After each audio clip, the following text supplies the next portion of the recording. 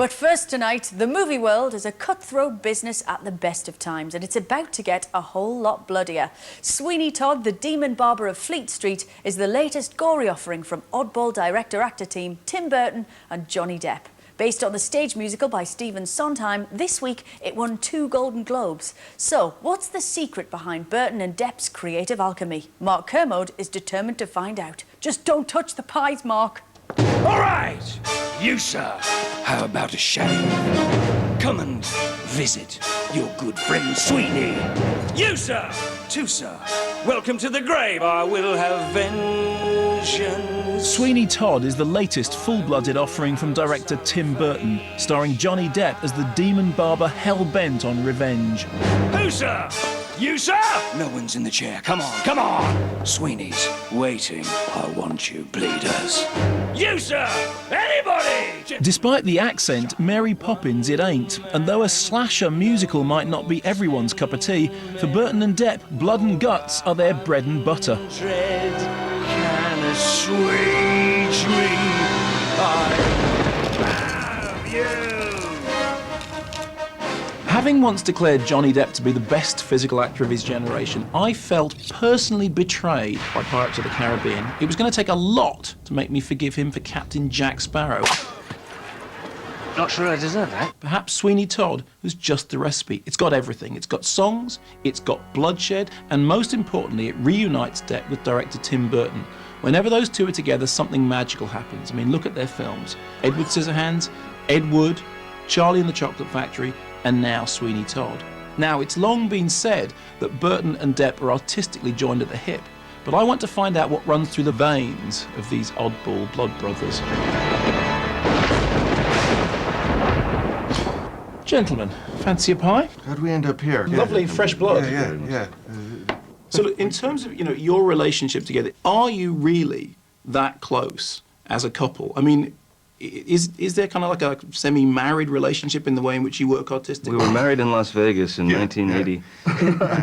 We had a double wedding with Joan Collins and Michael Jordan. Getting teary-eyed just thinking about it. Make it weepy myself. Now, what is strange is that, every day we open up the script and we'd go over the notes and Johnny would go, I can't really say this line or this line. So, and I'd look at my notes and they'd be very, very similar. So from the very beginning, we've always had a very connective sort of take on, what sounds right, what doesn't sound right. How long till Pirelli gets back? He won't be back. Tell me how you go about reinventing the character of Sweeney Todd. In the case of Sweeney, the music dictated a lot of the movement. There was a certain elegance to the set that came from just purely having that music around. The moment when it came to me, in terms of the character and that kind of physicality, was the extension of his arm when the blade arrived, when he was able to see his friends again. Lost. My arm is complete again. There's an elegance to him, but there's a violence and something very tender as well. And we're together, and we'll do wonders, won't we? What about in relation, obviously, you have a background in animation, and you've talked about animating eyes, and at some points actually creating characters that deliberately don't have eyes because you got fed up with doing, the Disney eyes. And it is absolutely true that in the case of Sweeney Todd, the eyes are central. Now, from an actor's point of view, how does one act with one's eyes? I mean, what's the key to it? Is it that you're in the moment so much that you believe the character and you can see into their soul? Well, you have to create some area of truth. I mean, it has to come from somewhere that's a place of honesty. Otherwise you're cheating at first, and secondly, people would be hip to it. I think the audience wouldn't buy it. So if it's not coming from somewhere organic and honest, then you're not doing anybody any favors. You know what I mean? So because I think that you just look at someone's eyes and you can see if they're lying or not. It's just there. When you go back and you watch certain silent films, even comedic silent films like Buster Keaton or Charlie Chaplin or those guys, but certainly Lon Chaney Sr., you watch those guys, it's all there. I mean, even if the movements are broad and over the top, the eyes are unwavering. Yeah, I mean, the most, the clearest one for me, and we talked about this, is Peter Lorre in Mad Love. Yeah. I mean, Exactly. he's just conveys so much without saying anything, and it's so pure and honest and telling. To me, it's an old film, but it's just modern The performance is totally modern and magnificent. Don't you know me, Galatea? Yes. Yes, I'm Galatea. But let me go now, please. I promise to come back. You are lying. No. You wouldn't come back. You hate me. You despise me. Liar! Hypocrite! You disgust me! He also has the most eyes it's possible for anybody to have in one head. Except for almost a fish. take over his head. Exactly. That's what you see. Except for maybe a goldfish, or an octopus. Yeah. You'll indulge me, sir. What is that exotic aroma? The secret is a touch of ambergris. Dare I offer you something a tad more appropriate for a gentleman of your standing? The other key element, of course, to that character is the voice. Now, describe for me where, for you, the voice of Sweeney Todd comes from.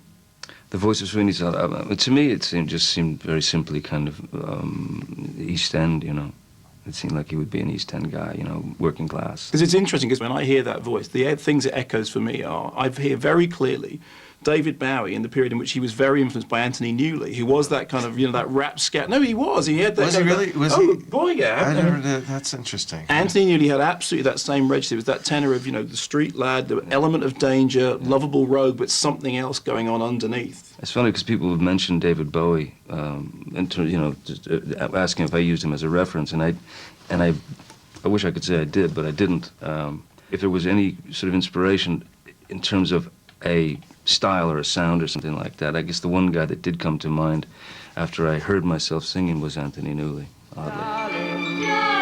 Darling, all I can do is sit and spell D, darling, A, all I really L, long for... So you were familiar with Newley's stuff? Oh, no, I'm very familiar When with you him. also mentioned Iggy Pop as a And sort of... Iggy is the sort of crooner, like the punk rock crooner, Iggy. You were quoted as having said, having now sung, you were all sung out and you didn't want to do it again. No, I mean, it's not that. It's just I don't think there's no particular reason to do it again. I mean...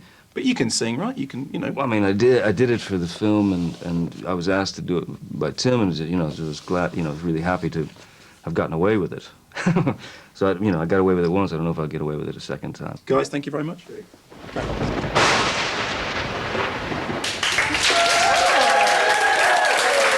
Clappable, and Mark Kermode joins me now. Hello, you. Hello, Lauren. You got on very well with him. A good spot with the Anthony Newley reference. Yep, I mean, it's hardly obscure, because the first time you see him, he's standing on the front of a boat, and he literally looks and he goes, "Oh, London town." Is the film actually any good, Sweeney Todd? We're going to give it a full review next week, but, Okay. a preview, thumbs up. Thumbs up in the pies. Yes, exactly.